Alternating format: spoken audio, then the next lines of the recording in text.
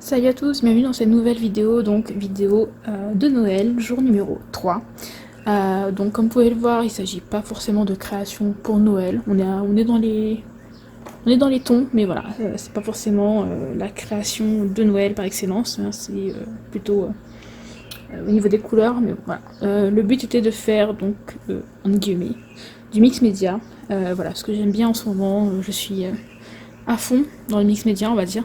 Donc vous présenter des créations qui sont rapides à faire, qui ne nécessitent pas beaucoup de matériel et voilà, qui peuvent être sympas.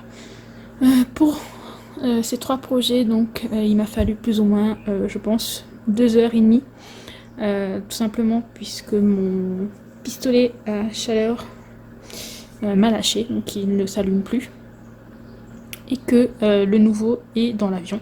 Voilà. Donc le temps qu'il arrive, il faut laisser sécher à l'air libre. Et du coup, ça prend un peu plus de temps, notamment pour les plusieurs couches de gesso noir, etc. Donc voilà, il m'a fallu quand même pas mal de temps, mais en utilisant un pistolet à chaleur pour accélérer les temps de séchage, vous pouvez en avoir à peu près 1 heure pour les 3. Donc il faut savoir qu'il s'agit d'une carte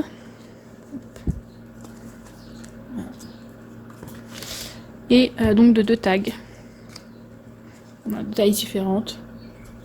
Hop. Donc l'ensemble, donc ces 3 créations en fait ont été d'abord réalisées avec de la cartonnette, donc des chutes de mes albums. Donc c'est, on va dire, une manière d'utiliser facilement les chutes de cartonnette.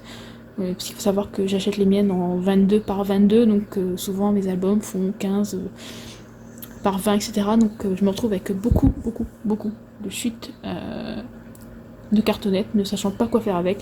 Et je me suis dit ça pourrait être une idée sympa, voilà, de faire des tags, des cartes, etc. en utilisant la cartonnette. Donc niveau matériel, il n'y a pas grand chose. La chose la plus importante, donc, ce sont les moulages, donc réalisés avec la pâte céramique de chez Stamperia. Ça m'arrive d'utiliser donc aussi de la Fimo Airlight pour les réaliser, mais la Fimo Airlight c'est vraiment quand j'ai plus de poudre céramique et voilà, qu'il faut que je réalise mes embellissements, puisqu'en fait la poudre céramique met entre 20 et 40 minutes à sécher, alors que la Fimo Airlight prend 24 heures. Voilà, donc généralement j'ai plus ou moins un stock déjà fait de ces petits embellissements, mais voilà, quand je n'ai pas, Fimo Airlight. Donc si vous n'avez pas la pâte céramique, toute pâte à modeler autodurcissante, enfin, qui sèche à l'air libre, fait l'affaire. Voilà. Beaucoup utilisent celle de chez Action par exemple, ou éventuellement celle de chez Stamperia aussi. Voilà, moi pour l'instant j'utilise la Fimo Airlight. Donc niveau détail, c'est pas la même chose que la poudre de céramique, mais voilà, ça fait le travail. Donc voilà, principalement donc, les embellissements créés en résine, des pailles, voilà. J'aime beaucoup utiliser des pailles pour donner du volume, des nœuds en tissu et quelques fleurs. Voilà. Là, ça, là et dessous, donc vous avez des embellissements en bois, voilà. Et ça, c'est du polystyrène. Voilà, les petites étoiles en polystyrène, les petites fleurs en fer de chez Action et voilà.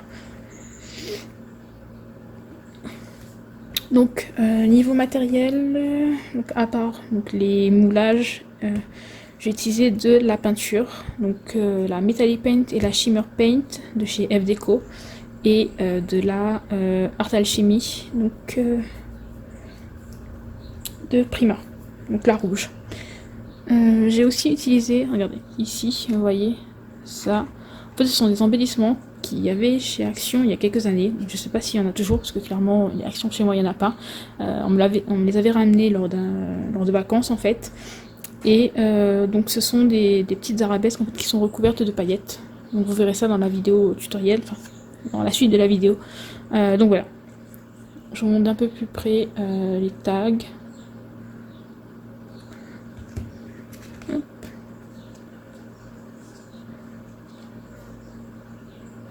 Il n'y a pas de grosses difficultés. Alors, j'ai juste oublié de prévenir que les petites boules là, ce sont des cabochons en verre, voilà, que je colle tout simplement et que je peins. Donc pour coller, j'utilise le 3D gel de F-Deco. Donc, de toute façon, vous verrez ça dans la vidéo.